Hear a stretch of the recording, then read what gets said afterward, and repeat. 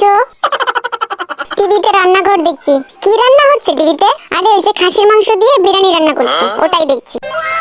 ও আচ্ছা, তাহলে তুমি কি রান্না করেছো?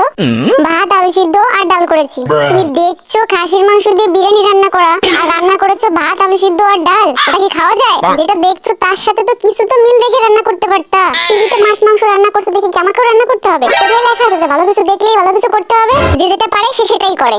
আসছে আমার, যাও। কি, তুমি এখনো বই নিয়ে বসোনি?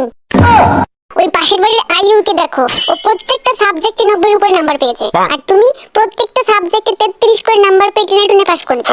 ওকে দেখো আর কিছু শেখো। কেন মা, তুমি তো বলেছো কোথায় লেখা আছে ভালো কিছু দেখলেই ভালো কিছু করতে হবে?